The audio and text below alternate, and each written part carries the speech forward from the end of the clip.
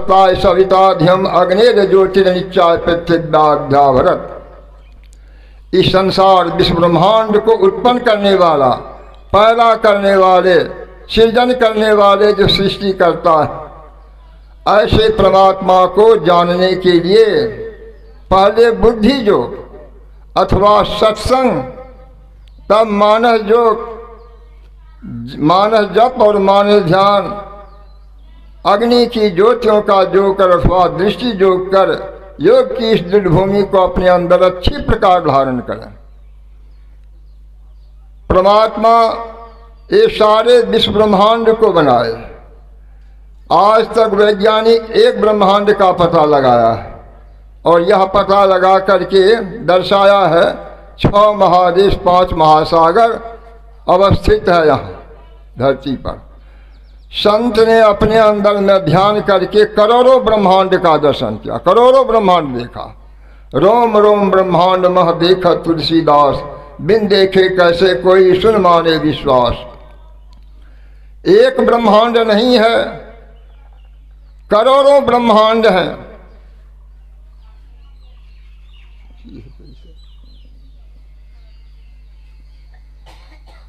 बैठ जा, वो ऐसा कुछ नहीं। तो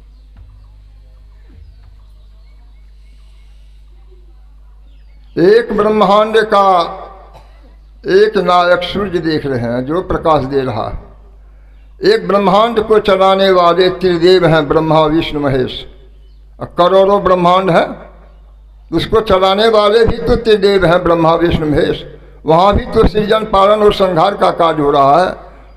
हर एक ब्रह्मांड में तो रजोगुण तमोगुण सतोगुण व्याप रहा है।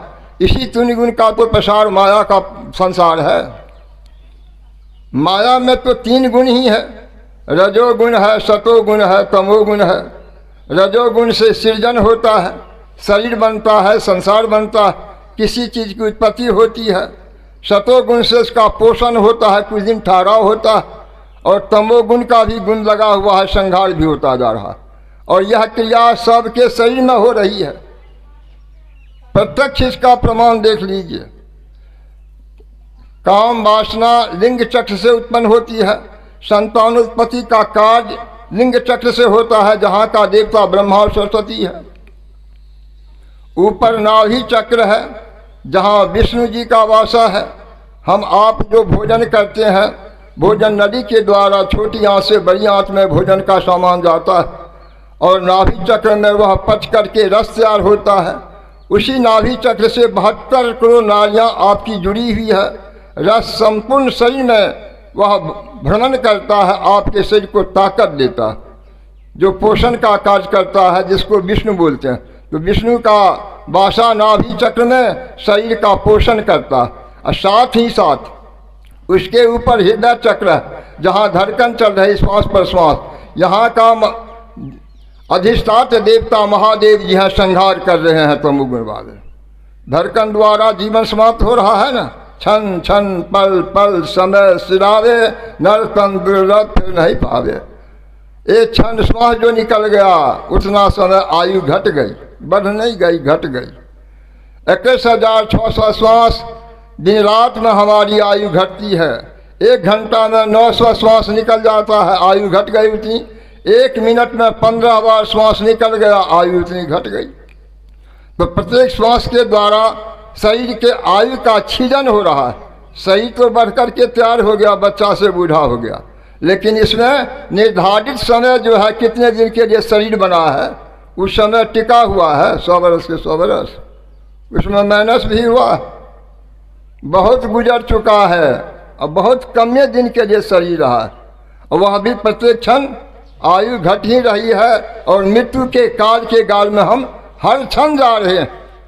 हर क्षण शरीर मुर्दा हो रहा है, हम शरीर से छूट रहे हैं। मकान से, दुकान से, परिवार से, धन दौलत, कर कुटुंब, दोस्त महन या जो भी संसारिक संबंध है, सबसे प्रत्येक क्षण छूट रहे हैं। लेकिन माया में आबद्ध जीव अज्ञान दशा में रहने वाले कहते हैं हम जुट रहे हैं। पहले तो समधी साहब नहीं था, अब तो हो गया जुट गए। बेटा पोता नहीं था, जुट गए। जुट क्या रहे हो, सबसे छूट रहे हो। छूटते छूटते शरीर की आयु समाप्त हो जाएगी, सबसे छूट जाओगे। प्राण छूटा और ये संबंध टूटा। जीवत ही को नाता जग में मुए संग ना कोई, चरण दास सुखदेव कहते हैं गुरु बिन मुक्ति न होई। यह प्रत्येक क्षण हम सब चीज़ों से छूट रहे हैं। इसलिए संत महात्मा लोग बताते हैं एक न एक दिन सदा के लिए छूटने वाला शरीर है। तो जीवन काल में ऐसे से जुट जाए कि फिर उससे छूट करके संसार में जुटने का मौका ही नहीं मिले। संत मत यह बताता है जहाँ से हमारा आना हुआ, ये बोलने वाला आत्मा राम जहाँ से बोल रहा है, जहाँ से इसका आना हुआ वहाँ यह पुनः रिटर्निंग हो जाए वापस। जीवन का लक्ष्य यह, और इसी लक्ष्य की उपलब्धि है परमात्मा ने हमें यह मानव तन प्रदान किया है और वेद रूप में ज्ञान बताते हैं। हे मनुष्यों, इस संसार बनाने वाले परमात्मा को जानने के लिए पहले बुद्धि योग अथवा सत्संग करो, बुद्धि परिमार्जित होगी। और पवित्र बुद्धि मन को भी सलाह दे करके अच्छे अच्छे काम को सोचाएंगे, विचार कराएंगे और वह परमात्मा की ओर उस मन को मोड़ करके लगाने का प्रयास वह परिमिल बुद्धि करेगी जो सत्संग से परिमार्जित होती है। उसी को सद्बुद्धि कहते हैं, सुमति कहते हैं। इसी सत्संग के द्वारा 5 रत्नों की प्राप्ति होती है। मति की रति गति भूति भलाई, जब जही जतन जहाँ जही पाई, सो जानब सत्संग प्रभाव, लो कहूँ वेदना आनु पाऊ। सत्संग की यह महिमा। सुंदर बुद्धि होगी, प्रत्यक्ष है, बिगड़ा हुआ आकर के सुनता है, यहीं से सुधर करके जाता। बहुत तो शराब पीने वाला आया सुना और वहीं से कान पकड़ के प्रतिज्ञा करके घर की ओर मुड़ा और त्याग दिया। मांस मछली खाने वाला आया सुना और सुन करके और परोसा लगाई उसकी पत्नी मांस मछली भात का, और सीधे थाली समेत भात को और मछली को आंगन में फेंक दिया। नभट्टा ब्राह्मण टोली की बात है। पी करके गया था और चखना भेज दिया था। उसको चाहिए ना मछली भेज दिए थे। उसकी पत्नी भी आई थी सुनने के लिए, और जब सुन करके गए तो परोसा लगाया दी। जो बन गया था भोजन वही बड़ा भोजन। सामने जैसे आया, सुनने का जो प्रभाव पड़ा था, यह मनुष्य का भोजन नहीं, ये तो राक्षसों का, कुत्ता बिल्ली सियार बाघ मांसाहारी प्राणियों का यह भक्षण है। मानव तन में ऐसे अभक्ष चीज़ों को नहीं देना चाहिए। तमाम कुछ सीख लिया था, सुन लिया था, कुछ असर हो गया था, जिसके प्रभाव से उस थाली में परोसा हुआ जो एक भी शाम उसके बिना भोजन नहीं, चाहे दिन हो या रात, और तुरंत त्याग दिया। यह भी साहस हो गया बाबा का प्रोग्राम कराएंगे, चूंकि प्रोग्राम बढ़ने लग गया था, और कराया। चूल्हा को फोड़ो, नया ईंटा को धो करके स्नान करके आज भोजन में लाओ, फिर नया चूल्हा बना दो, और बर्तन लाओ, नभट्टा से बदल करके लेंगे दूसरा। मज्जन फल देखिए तत्काला, काक हो तिक बको मराला, सुनी आश्चर्य करे जन कोई, सत्संगति महिमा नहीं गोई। वाल्मीक नारद घट जोनी, निजनी मुखन कहे निज होनी। सत्संग का प्रभाव छिपा हुआ नहीं है, प्रकट है। वाल्मीकि अपने आत्मकथा अपने से कही। मैं कितना हत्यारा लुटेरा था, लेकिन संतों का दर्शन और उनके उपदेश को मैंने सुना तो सुन करके कितने महान हो गए। लुटना तो छोड़ ही दिया, उस नीच कर्म का प्रत्याग तो तत्क्षण ही कर दिया, और देव ऋषि जैसे नारद से दीक्षित होकर के अंतर ध्यान करने लगे।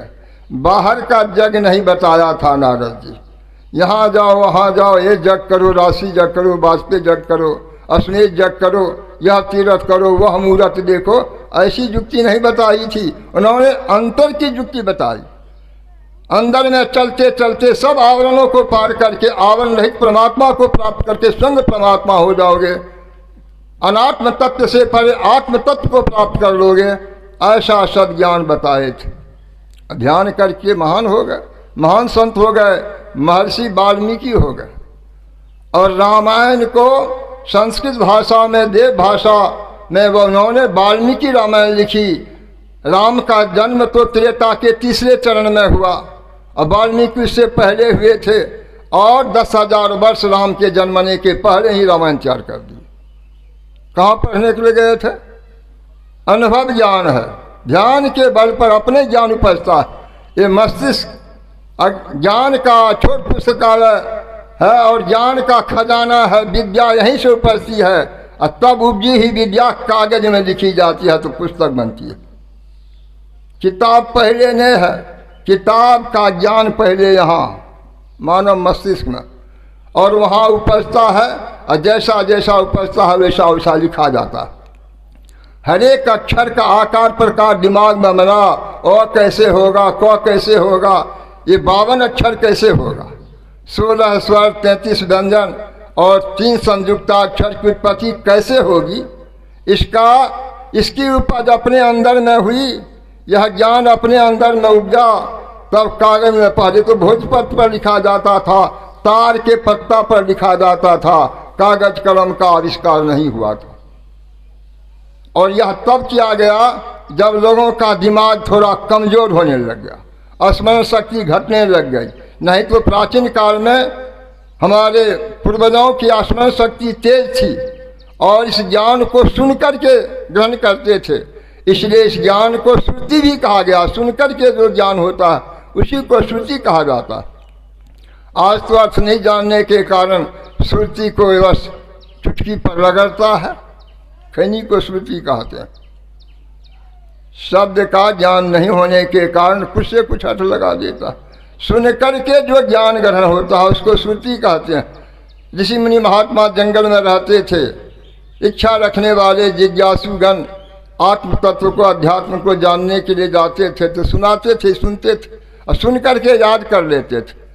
आदास शक्ति मजबूत थी, लेकिन धीरे धीरे यह शक्ति घटने लग गई, यादाश्त कमजोर होने लग गया, स्मरण शक्ति घटने लग गई। तब पुस्तक किताब की जरूरत पड़ी।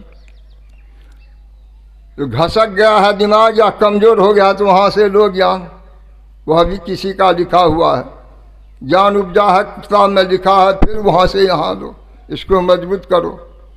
इसलिए वह परमात्मा को प्राप्त करने के लिए पहले जानना होगा, तो जानकारी बुद्धि योग से, सत्संग से। इसलिए सत्संग की बहुत बड़ी आवश्यकता है।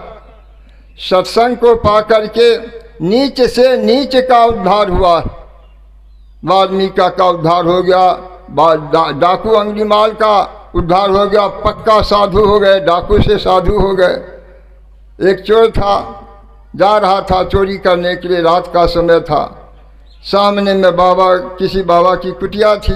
मन में सोचा बाबा से थोड़ा आशीर्वाद ले लें, ऐसा समझ करके वहाँ गया। किसी के आने की आहट सुनाई पड़ी, कौन हो जी, इधर कहाँ आ रहे हो? बाबा ने कहा, इस चोर ने कहा, हुजूर मैं चोरी करने के लिए जा रहा हूँ, आशीर्वाद के वास्ते आपके पास आया। महात्मा जी ने कहा, आशीर्वाद भी लेने के लिए आए हो तो चोरी करने के लिए?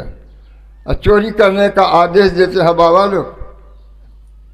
बाबा यही जीवन का आधार है, दूसरी युक्ति नहीं जानता हूँ जीवन जीने के लिए, पारिवारिक जीवन है, चोरी करके ही गुजारा करता हूँ, आशीर्वाद दीजिए, माल सुधरेगा तो बहुत आपका धन्यवाद गाऊंगा।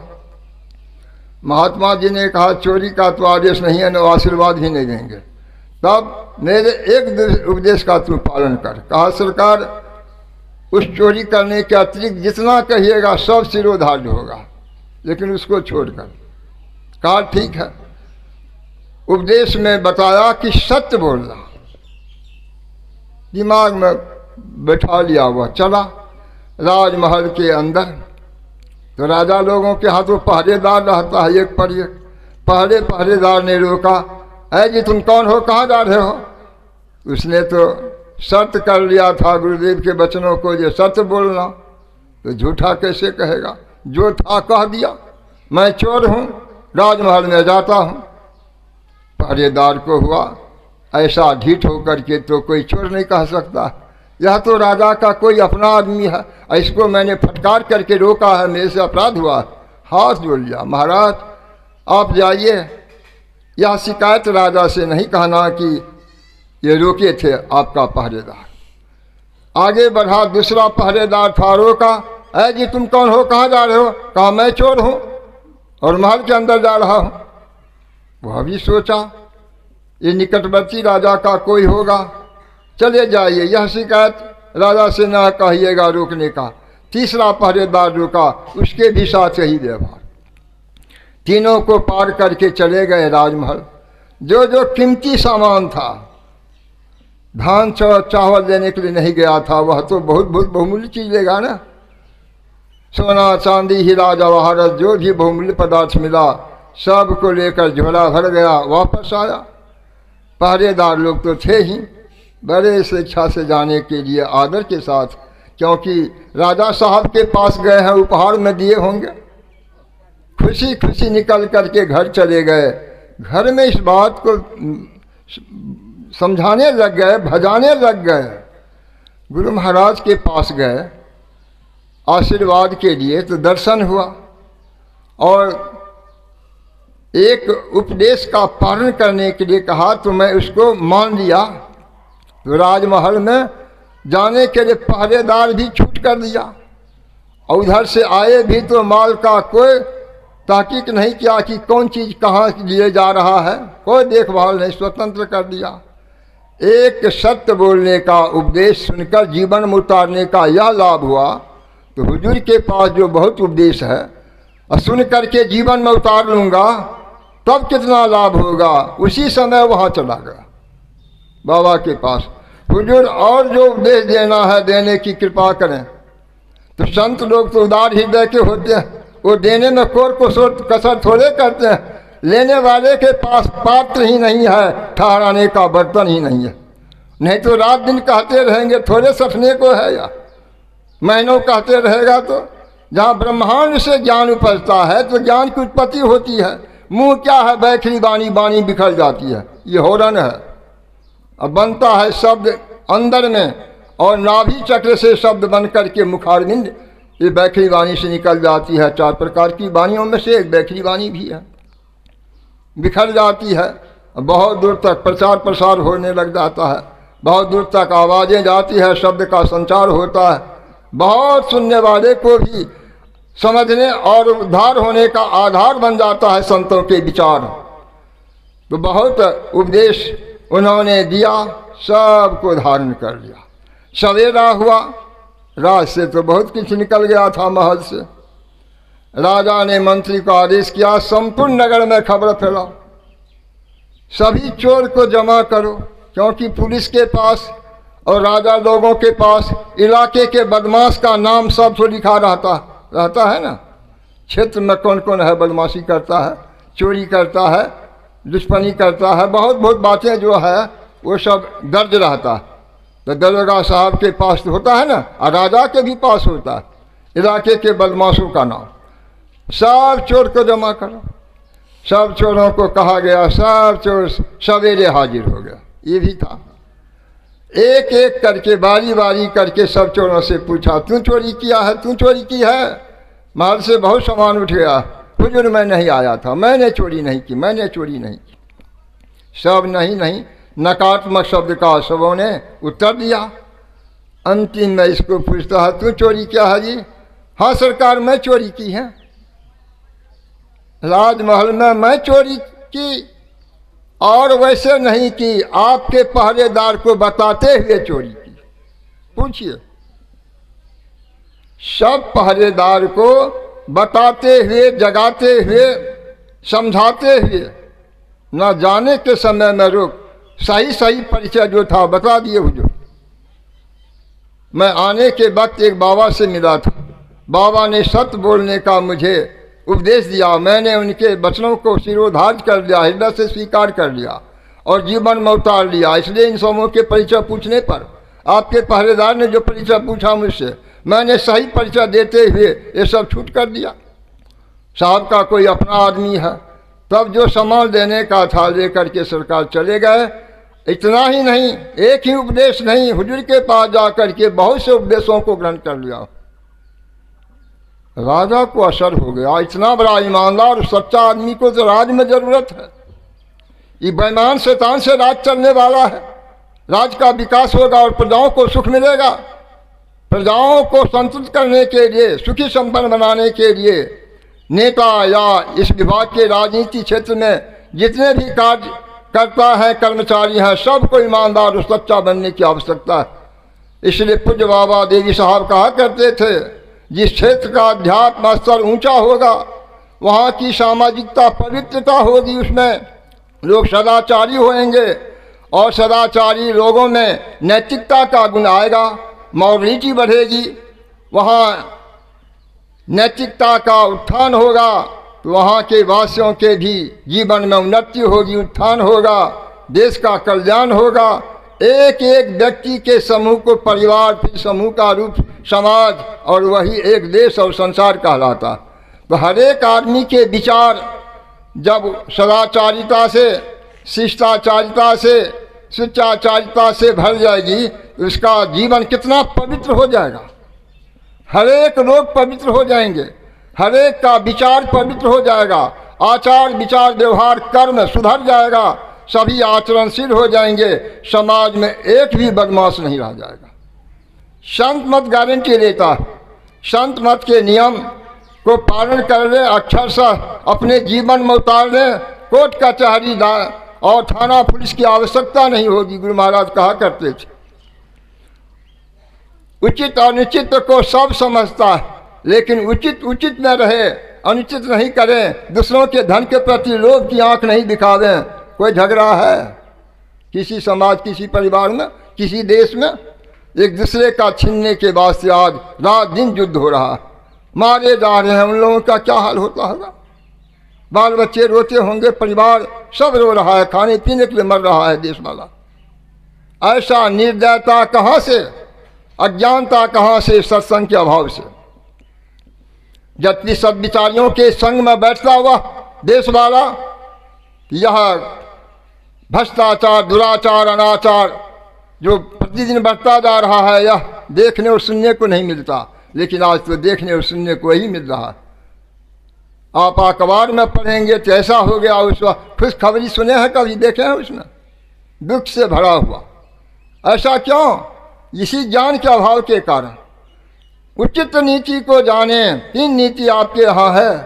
एक भरत नीति है, संत नीति है, तेरा तेरा है ही मेरा भी तेरा है, हटाओ झंझट, मेरा मुझ में कुछ नहीं, जो कुछ है सो तेरा तुझको सौंपता क्या लागत है मोर।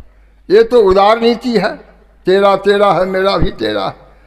और राम नीति है, मेरा मेरा है तेरा तेरा है, उचित होकर निर्वाह करके जाना है, कपार पर कोई लेकर के नहीं जाएगा।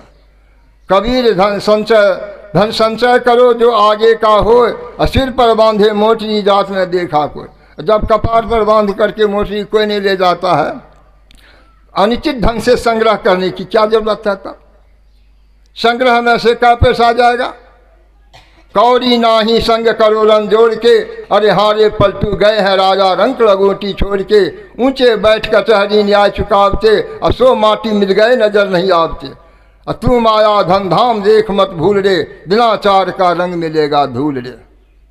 जिसमें भूल गए हैं वह धूल में मिलने वाला, तन भी झिलेगा, धन भी और परिजन सब धूल में मिलेगा। ऐसी बात से न सब कर्म कर रहे हैं, और कर्म की पोटली वहाँ कैको गुना फल होता है। किया हुआ कर्म संचित होता है, और संचित में से जो भाग बनता है कैको गुना अधिक होकर के आता है। आप एक दाना मकई का लगाते हैं, धरती को फोड़ करके अंकुर पौधा बनता है, एक गाछ होता है, कम से कम 1 कोठो तो भुट्टा होता है। 13 पंक्ति से लेकर 25 पंक्ति तक दाना होते हैं, 13 पंक्ति से 1 में कम पंक्ति नहीं होता। विचार कीजिए, वही एक दाना का नानक दाना प्रतिरूप है। उसी तरह शरीर रूपी खेत में जो नित्य प्रति शुभ शुभ कर्म रूपी बीज बोए जा रहे हैं, ये बैठा रहेगा, कैको गुना कर्म का फल लेकर के आता है। इसलिए शुभ करेंगे बहुत सुख होगा, अशुभ करेंगे तो भारी दुख होगा, बहुत गुना बढ़ करके होगा। ये प्रमाण दिया, एक कुछली आम को रोपते हैं, गाछ बनता है तो 1 आम फल देता है, गुच्छा के गुच्छा लटक जाता, कैको साल देता रहता। इसलिए तुलसी यह तन खेत है, मन बच कर्म किसान, पाप पुण्य 2 बीज है, बोबे सो दूधे निलान। इस शरीर रूपी खेत में जो कर्म ऋतु बीज रात दिन बो रहे हैं, इसका तो फल बनेगा। बनेगा, समय पर बनेगा, और तो भोगाएगा किसको? दूसरे को। करने वाले को भोगाएगा, करता ही भोगता होता, करे को या भोगे को ऐसा नहीं। परिवार में भी जो करता है, करने वाले को ही निज कर्म का फल भोगना पड़ेगा। कोई किसी का हकदार, हिस्सेदार, जिम्मेवार नहीं होता। सबको अपने किए कर्म का फल अलग अलग भोगना पड़ता। भागी कोई किसी का नहीं, सब सावधान हो जाइए। इसलिए अपनी अपनी करनी अपने अपने पास करे जो आगे आवे। बाप के करनी बाप पूछ के पूछ ही पावे। जोरू के जोरू ही फले, खसम को खसम ही फलता। अपनी करनी से ही जीव सब पार उतरता। नेकी बदी है संग और ना संगी कोई, देखा खूब विचार, ताकीक करके देखा खूब विचार। संग ए नहीं है जहिए दोई, पलटू करनी और की परे न और की मौत। अपनी अपनी करनी अपने अपने साथ। क्या हुआ कर्म अपने पास, फल अपने भोगना पड़ेगा, चाहे इस जन्म में या आगे, कभी न कभी भोगा के निस्तार होगा। बाहर के लगाए गए बीज से जो पौधे या फल उत्पन्न होते हैं फसलें, उसको तो छोड़ भी ले जाता है कुछ चोरा करके। बाढ़ में भी फंस जाती है फसलें, या अनावृष्टि होने के कारण जितनी उपज होनी चाहिए नहीं हो पाती है, जैसे इस बार हो गया। वर्षा के अभाव में जितना होना चाहिए उसमें कम भी हो जाता। सुख भी सकता है, लेकिन सही रूपी खेत में जो कर्म बीज बो रहे हैं, भला बुरा, शुभ अशुभ, धर्म धर्म, ये भी रहने वाला है। वो 8 वाला जो बाधा गीत भसा देगा, इसको भसाने वाला या आग लगने पर कर्म बीज जलने वाला नहीं है। यह तो सुरक्षित आता है और बहुत सा गुना फल लेकर के करने वाले को भगा देता। इसलिए सावधान हो करके कर्म करें और जीवन काल में उस परम पिता परमेश्वर को पहचानने का भी प्रयास करें। जैसा पाठ में आया, कबीर साहब ने कहा, नाद बिंदु ते अगम अगोचर। नाद और बिंदु, नाद कहते हैं शब्द को, बिंदु प्रकाश का प्रतीक है। बिंदु ज्योति का प्रतीक है, वह केंद्र है जिस हो करके प्रकाश क्षेत्र में मंडल में जाना होता। संपूर्ण शरीर का मध्य केंद्र वही बिंदु है। सुखमना जिसको कहते हैं, तीसरा तिल जिसको कहा जाता है, त्रिनेत्र या शिवनेत्र की संज्ञा जिसे दी जाती है, और त्रिवेणी संगम जिसे कहा जाता है, आज्ञा चक्र कहा जाता है, स्टैंड स्टार कहा जाता है। एक ही स्थान का अनेक नाम है। अनेक नाम से इसलिए जना दिया जाता है कि मन का भ्रम सदा के लिए दूर हो जाए, अज्ञान ठोस हो जाए संत मत का। इसलिए अनेक एक ही शब्द का जो पर्याय रूप में बहुत से शब्द का प्रयोग किया गया है, इसलिए कह दिया करता। वही केंद्र है, एक रास्ता जिस हो करके 9 द्वार से उठ करके ये बोलने वाला ऊपर उठता है। सूरत बोलता है इसको, बोलने वाले को, आत्मा को। ये जो शरीर में है, ये आत्मा जो है बोल रही है, गाछ पर से बोल रही है ना, इसका वासा है ना गाछ पर, मंदिर में, अयोध्या में, वृंदावन में, काशी में, कहाँ है? सही रूपी नगर में प्रत्यक्ष है ना। शरीर से न आवाज़ निकल रही है, मुंह से शब्द बोल सुन रहे हैं, कान से सुन रहे हैं, शब्द से मुंह से बोला जा रहा है। ये बोलने वाला कहाँ बैठा हुआ है? किसी मंदिर मस्जिद में, बहुत बड़ा गाछ पर, सबके पासे में है। कस्तूरी नाभि बसे मृग ढूढ़े बनवा, कैसे घट में पीव है दुनिया जाने ना। कस्तूरी सुगंध देने वाली होती है, मृगा के नाभि में है, लेकिन मृगा जानवर है ना, नहीं जानकारी होने के कारण घास फूस पहाड़ आदि को सूंघते फिरता है। यह सुगंधी कहाँ से आ रही है, सुगंधी कहाँ से आ रही है, भटक रही है, हैरान हो रही है, ज्ञान नहीं है कि अपने ही पास की सुगंधी है। उसी प्रकार से हम जीव भी उस जानवर से कम जानवर नहीं है, बेसी जानवर है। मनुष्य शरीर में पाशुता है, अज्ञानता है, पशु से भी बदतर है।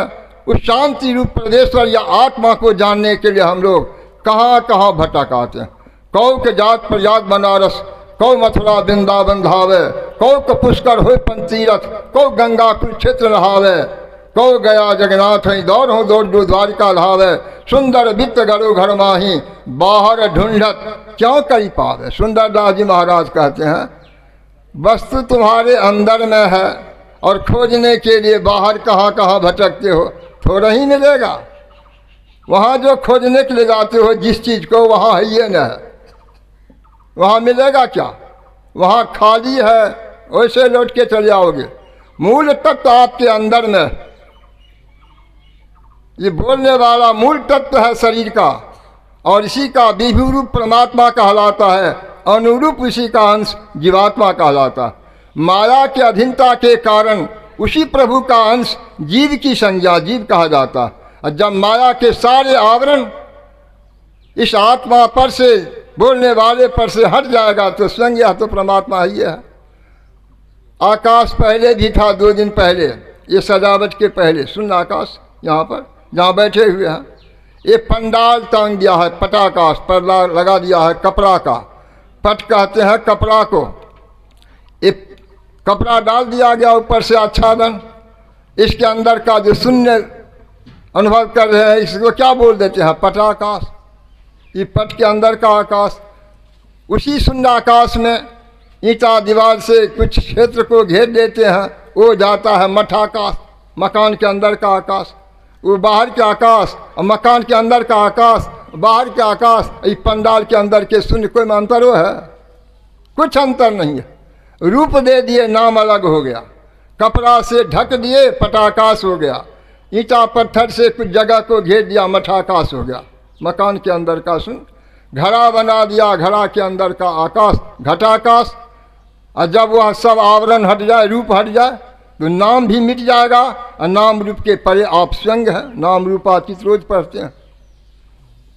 नाम रूपातीत, देश कालातीत, शब्दातीत बोलते हैं ना, ये सब माया वाला शब्द है, अनात्म शब्द है। जितना भी शब्द का प्रयोग किया है गुरु महाराज, सब मायावी शब्द है। ये माया परमात्मा नहीं है, यही सब आवरण है, यही अनात्म तत्व है। सारे अनात्म तत्व के बाद आप हैं, आप स्वयं हैं। और जब स्वयं को जानेंगे सब आवरणों के पार में, तब आप स्वयं अपने आप को, प्रभु को पहचान लेंगे। जब आप अपने को जानेंगे तब बाप को भी पहचानेंगे, परम पिता परमेश्वर को। एक एक आदमी के एक एक ठो बाप है ना, माँ भी है अलग अलग। और वह कौन पिता है जो सबके पिता एक ही हैं? हमारा भी पिता, हमारे पिताजी के पिता, दादाजी के पिता, परदादाजी के पिता, और न जाने कितने पूर्वज में हुए सबके पिता। सबके पिता होने के कारण वे परम पिता परमेश्वर, अलग अलग जन्मने के कारण ये माँ बाप अलग अलग। इसलिए ये पिता, वो परम पिता, वो सबके पार में है।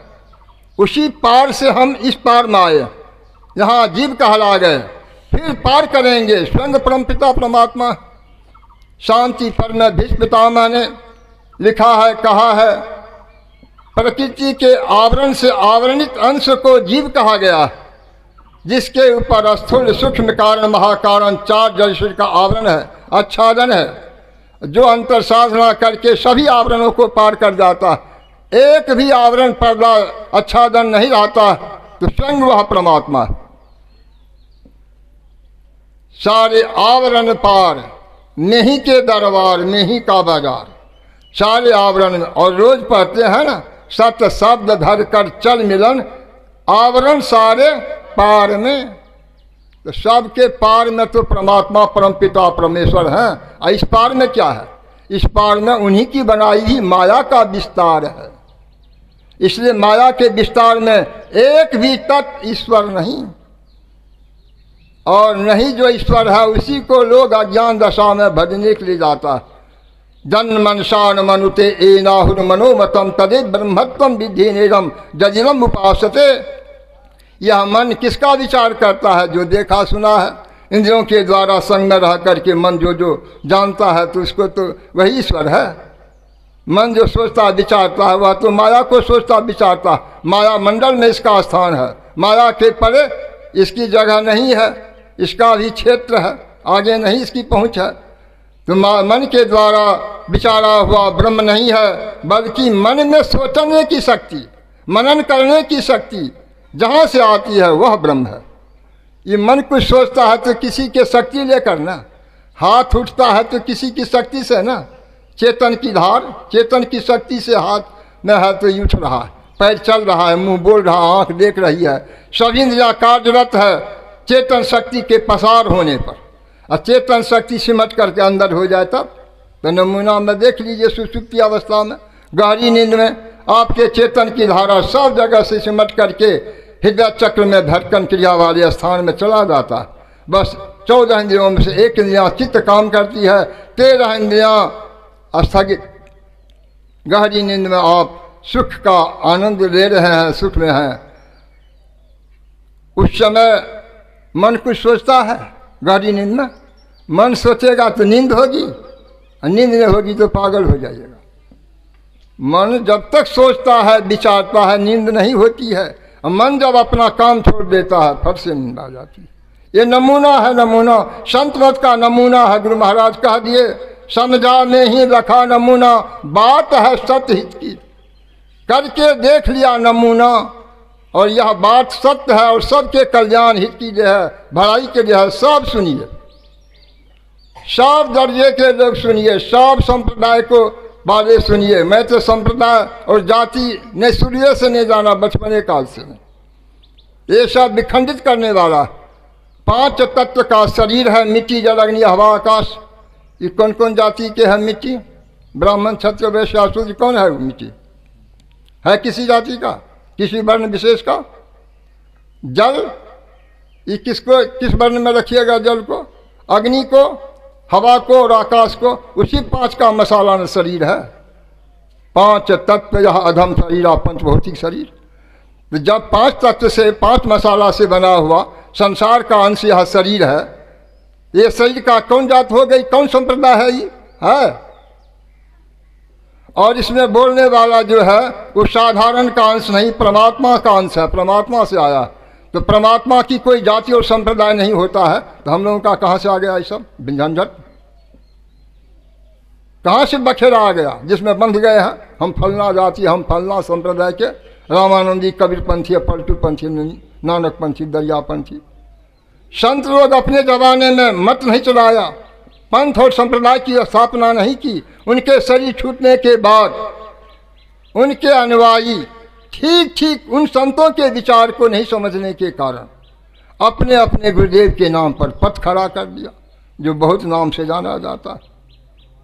वो मटकी बात है, हटा दीजिए कबीर पंथी, रामानंदी आदि बातों को, और उन संतों ने जो कहा उस पर विचार कीजिए, तो वही सिद्ध होगा।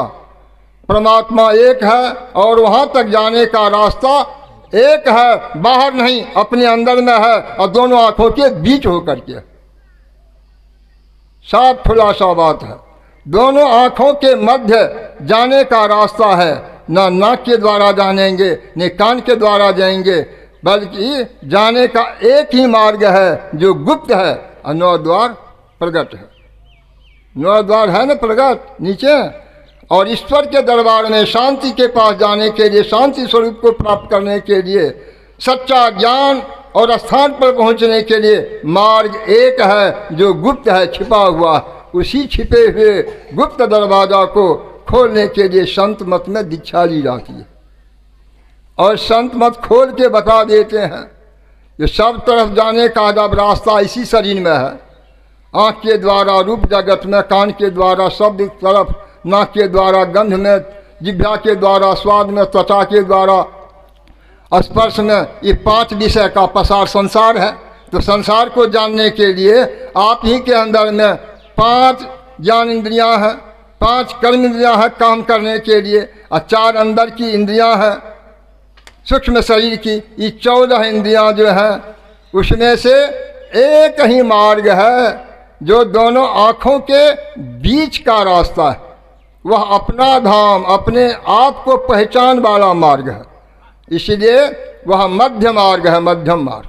मध्यम सम्यक ध्यान के द्वारा उस मार्ग को जाना जाता है और प्रत्यक्ष किया जाता है।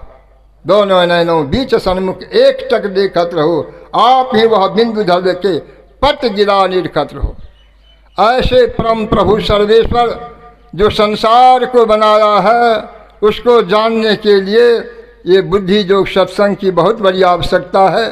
और मानस योग जप और ध्यान। जप तो बहुत तरह से लोग करते हैं, जिह्वा द्वारा भी करते हैं, मुंह से बोल करके भी, और मन के भी द्वारा। सभी जपों में मानस जप श्रेष्ठ है, क्योंकि मन ही न भागता है।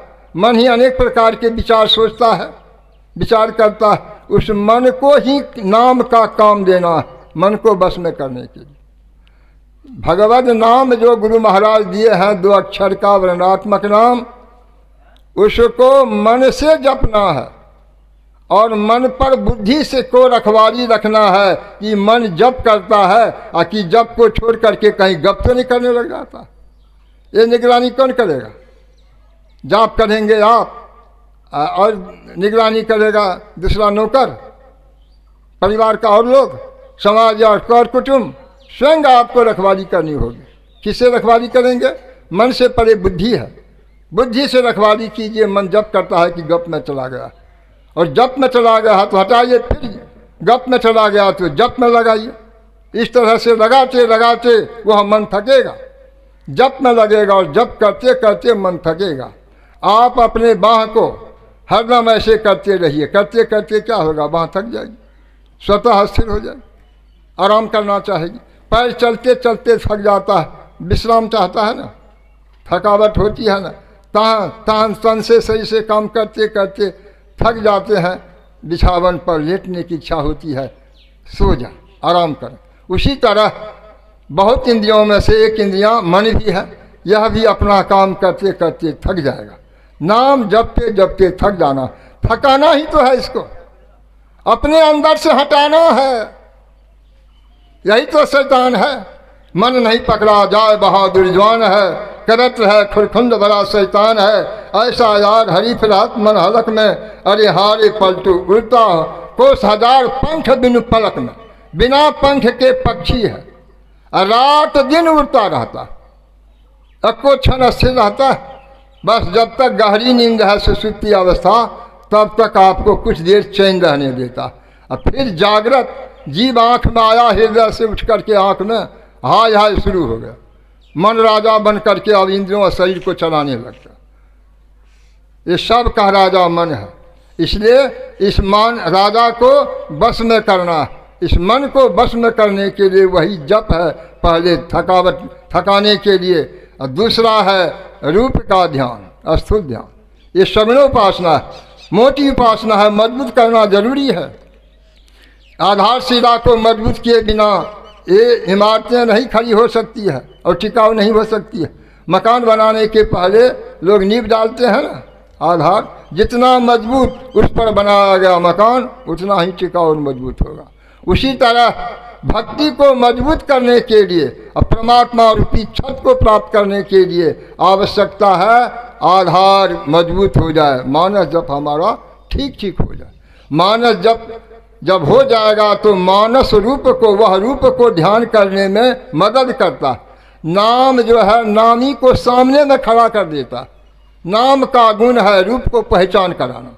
आप बाजार में चले जाइए, हर एक दुकान के पास जाइए, दुकान में सामान दो, सामान सामान। अरे कौन सामान? नाम बोलो ना, सामान दीजिए ना। आप भी गुस्सा रहे हैं दुकानदार पर, सामान मांग रहे हैं, सामान दीजिए ना। आपके व्यक्ति की बात को सुन करके उनको नहीं क्रोध आएगा? नाम बोलो सामान का, तब सामान मिलेगा। सामान दो तो जाए, मेरे पास सामान नहीं है। 100 से बाजार का दुकान घुमाएंगे, खाली जाएंगे। नाम कह देंगे तो जिस रूप की पहचान नहीं भी है, लोगों ने लिखा दिया फलना सामान ले आओ, तो वह दुकानदार आपको वो सामान देगा। रूप को देखने लिया, जिसको नहीं देखे थे वो रूप को कौन दिखाया? उसका नाम। नाम रूप से भेंट करा दिया। उसी प्रकार से वह नाम जो है आपके अंदर में बसने वाला कांति स्वरूप जो आत्मा है, उसका दर्शन कराने वाला। ये सगुण नाम से सगुण रूप का दर्शन होता। फलना बाबू चिलना बाबू ये शरीर का नाम है। उसी तरह राम लक्ष्मण भरत शत्रुघ्न ये चारों भाई का नाम वशिष्ठ जी ने शरीर का नाम रखा था। कृष्ण विष्णु शिव ब्रह्मा आदि शरीर का नाम है, और शरीर में रहने वाला का नाम दूसरा है। प्राण काल में सुनिएगा, ये बोलने वाले का नाम अलग है, जो किसी 52 अक्षर में किताब में नहीं है। किसी पुस्तक में असली नाम नहीं है, नकली शरीर का नकली नाम रखा गया। ब्रह्मा विष्णु महेश राम कृष्ण आदि, और रोज पढ़ते हैं स्वर व्यंजन रहित अघोष वही, जिसको घोषणा बोल नहीं सकते हैं, लिख नहीं सकते हैं, पढ़ नहीं सकते हैं, कह नहीं सकते हैं, सुन नहीं सकते हैं, वह नाम आपका। ये तो सगुनिया नाम है, बाहर का नाम है समाज को जानने के लिए। फलना बाबू को बोला भूत नाम जान भूत हम न चिन्हो। नाम ये बाहरी है, ये बाहरी नाम आंतरिक नाम को पकड़ाने के लिए थोड़ा सहयोग कर देता। गुरु महाराज कह दिए वर्णात्मक नाम के जप और स्थूल रूप के ध्यान करने से ही कल्याण नहीं हो जाएगा। ये माध्यम है, इसको मजबूत करो और तब असली रूप जो परमात्मा की विभूति है, प्रकाश और नाद उसका स्वरूप है शब्द, तो प्रकाश और शब्द के सहारे वही दो सहारा परमात्मा का सहारा है, ईश्वर कृत है, जो अपने अंदर में साधक को सबको मिलेगा। जब पिंड से ऊपर ब्रह्मांड तुर्य में पहुंचेंगे तो बिंदु भी झलकेगा और शब्द भी सुनाई पड़ेगा। बिंदु में तह नाद बसे रैन दिवस सुहावनम, बिंदु में नाद का निवास है। और तब शब्द का सुनना होता है जब बिंदु का देखना होता है। पहले देखिए और तब सुनिए, और देख करके उनके प्रकाश विभूति है, छटा है, छवि है, जलवा है। देखने में कुछ और है, तब ये देखना फीका हो जाएगा, सूरज का भी प्रकाश उदास हो जाएगा। और सुनने में तब ये गाना भजाना, मृदंग सितार, ढोलक हारमोनियम, ये बाजा गाजा सब फीका है। बाजे एक तार सुनब दिन रतियाँ, रात दिन जो शब्द होता है वह जब सुनने को मिलेगा तो बाहर सुनने की इच्छा नहीं होगी। इसलिए भगत नीति तो उदार नीति है, सबसे नहीं हो पाएगा। राम नीति तो अपनाइए, मेरा मेरा है, तेरा तेरा है, निर्वाह करना है, उठा के कुछ नहीं लेना। इसलिए झगड़ा झंझट नहीं करके आपस में मिल करके एक दूसरे को सुख देते हुए दूसरे को दुख देने का प्रयास नहीं करें। ये जब नीति को अपना लें तो परिवार में, समाज में या अन्य जगह कहीं झगड़ा झंझट दंगा फसाद नहीं होगा, सुनिश्चित है। एक दूसरे को सुख देंगे अपने व्यवहार से, तन से, धन से, वचन से, मन से, सब के लिए कहते हैं। इन्हें जो एक ठो सुख देंगे एक ठो दुख में देने में लगेगा। एक ठो मुकदमा में फंसाने वाले हैं, एक उससे हटने वाले तो होगा। दोनों को चाहिए, परस्पर आपस में मेल बढ़ेगा, सुख बढ़ेगा, शांति आएगी। अशांत और दुख का कारण तो हमारा स्वभाव, विचार, व्यवहार, कर्म ही है, और चाहते हैं सुख शांति। तो राम नीति है मेरा मेरा, तेरा तेरा है, यह उचित पर रहो। दूसरे का आड़ काट करके अपने में घुसा दो, बिना पैसे की जमीन बढ़ जाएगी, नहीं होगी, ऐसा नहीं। और रावण नीति है मेरा तो मेरा ही है, वो थोड़े तेरा है, तेरा भी मेरा है, ये है रावण नीति। इस कूटनीति को जो अपनाएगा, यही कूटनीति राजनीति में चल रही है। इसलिए गुरु महाराज कहा करते थे राजनीति से अध्यात्म को कुछ नहीं लेना है, बल्कि वह आएगा तो और बर्बादे कर देगा।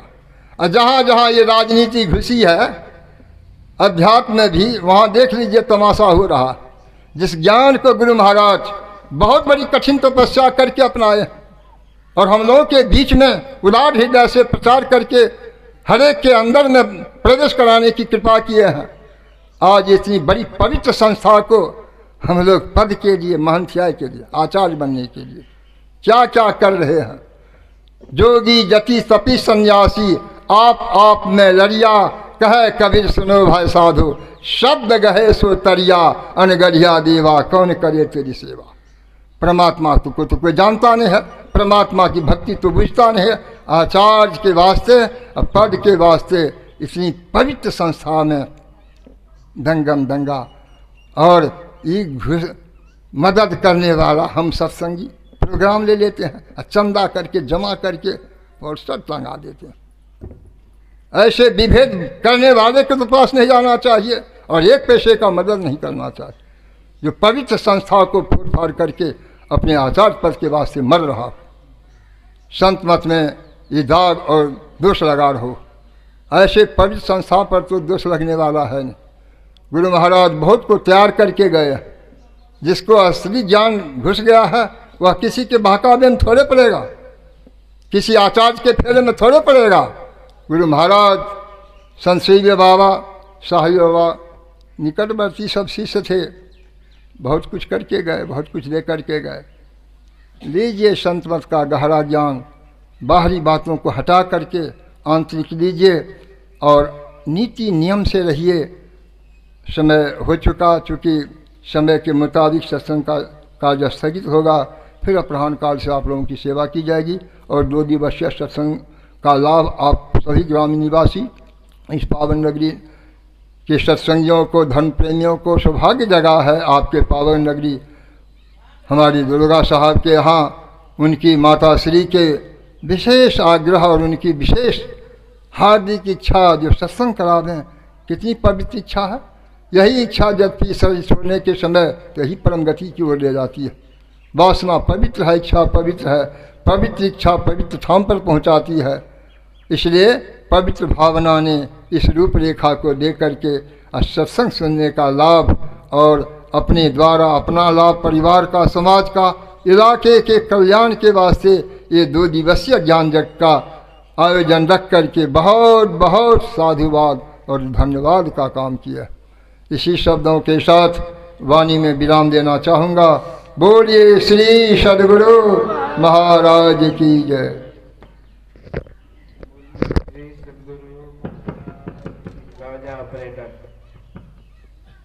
सद्गुरु महाराज की जय। श्री सद्गुरु महाराज की जय। ऑपरेटर